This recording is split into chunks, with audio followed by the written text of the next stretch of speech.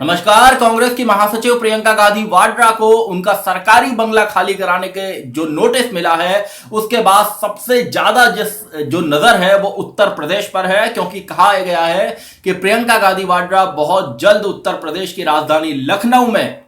Shift हो सकती हैं और यहां से वो पूरे उत्तर प्रदेश में कांग्रेस के संगठन पर, उसके कामकाज पर पूरी तरह नजर रखेंगी।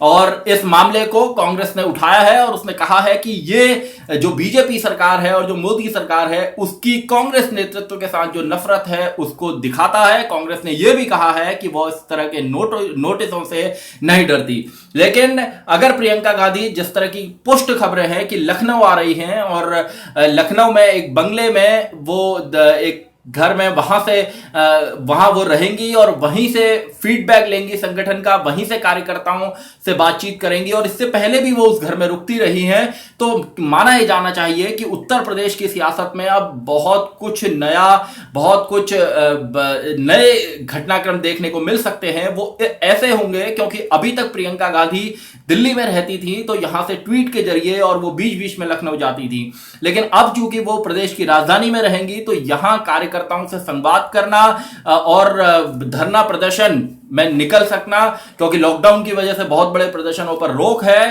तो इस तरह के कार्यक्रम जब वो करेंगी तो निश्चित रूप से ये कहा जा सकता है कि इससे कांग्रेस संगठन को, कांग्रेस कार्यकर्ताओं को ये एक भरोसा रहेगा कि उनकी नेता उनके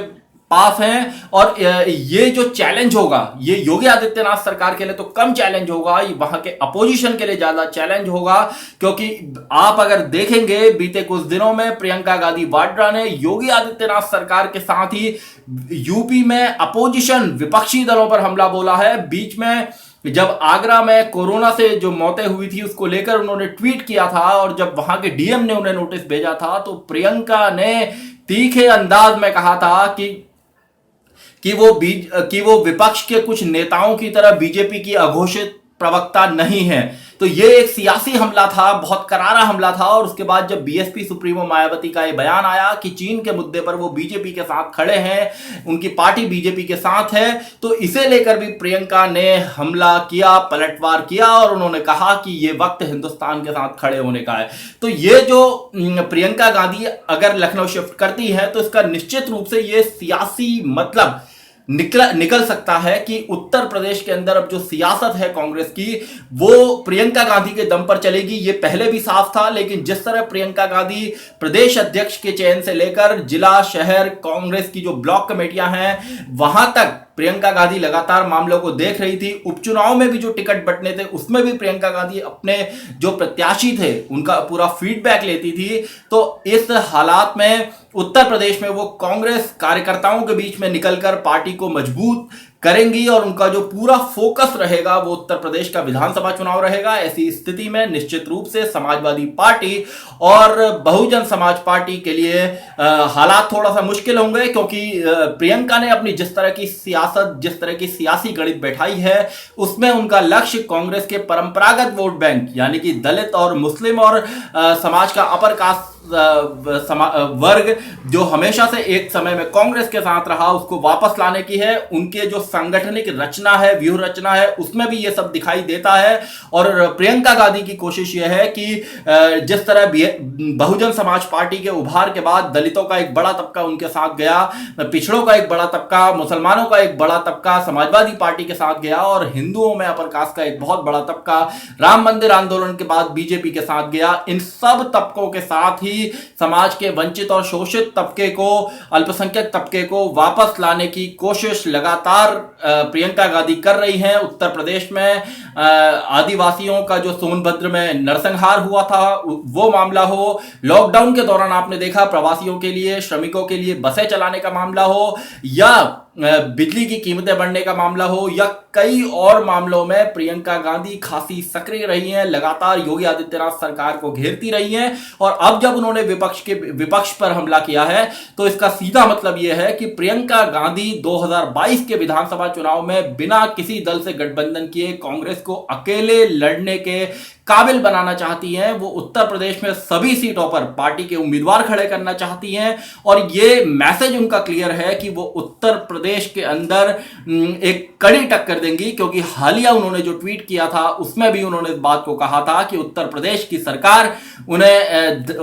धमकियां नहीं दे और वो इनसे नहीं डरती, क्योंकि वो इंदिरा गांधी की पोती हैं। तो प्रियंका गांधी के जिस तरह तीखे तेवर हैं, उनसे ये बात साफ है कि उत्तर प्रदेश के अंदर जो आने वाला 1.5 साल है उसमें लगातार सियासी घटनाक्रम देखने को मिलेंगे। लेकिन प्रियंका के आने से सबसे बड़ी चुनौती बहुजन समाज पार्टी और समाजवादी पार्टी को होगी। इन दोनों दलों ने लोकसभा चुनाव में गठबंधन करने के बाद गठबंधन को तोड़ दिया, उस गठबंधन में कांग्रेस को शामिल नहीं किया, और अब कांग्रेस प्रियंका गांधी के नेतृत्व में वहां पर लगातार जनहित के मुद्दों को ज्यादा सक्रियता से उठाते हुए इन दलों के लिए सियासी मुश्किल खड़ी कर सकती है। और जितना प्रियंका गांधी सक्रियता बढ़ाएंगी अपनी, निश्चित रूप से इसका कहीं ना कहीं फायदा योगी आदित्यनाथ सरकार को होगा, क्योंकि विपक्ष का एक जो बहुत बड़ा वोट है वो सारा वोट बढ़ जाएगा। और ऐसी स्थिति में जो विपक्षी दल हैं वो बहुत सशक्त भूमिका निभाने की उम्मीद उनकी नहीं दिखती कि उत्तर प्रदेश के अगले विधानसभा चुनाव में वो कोई बहुत बड़ा फ्रंट बना सकें या बहुत ज्यादा सीटें जीत सकें। ऐसी स्थिति में प्रियंका गांधी वहां पर कांग्रेस को मजबूत करने का काम कर रही हैं और कई छोटे दलों को वो अपने साथ लाकर आने वाले समय में कोई सियासी गठजोड़ कर सकती है, जिससे वहां कांग्रेस मुख्य अपोजिशन की भूमिका में आ सके। प्रियंका का प्लान फिलहाल साफ है और कई बार वो कह चुकी हैं कि उनका पूरा फोकस उत्तर प्रदेश पर है। देखना होगा आने वाले दिनों में प्रियंका गांधी उत्तर प्रदेश में कांग्रेस संगठन को किस तरह मजबूती देती हैं, कैसे संगठन का कामकाज और चुस्त दुरुस्त करती हैं, इस सब पर हमारी नजर आगे भी बनी रहेगी। जाने से पहले एक अपील आपसे जरूर करना चाहूंगा, सत्य हिंदी के फेसबुक पेज को लाइक करें, ट्विटर पर हमें फॉलो करें और हमारे यूट्यूब चैनल को सब्सक्राइब करें। धन्यवाद।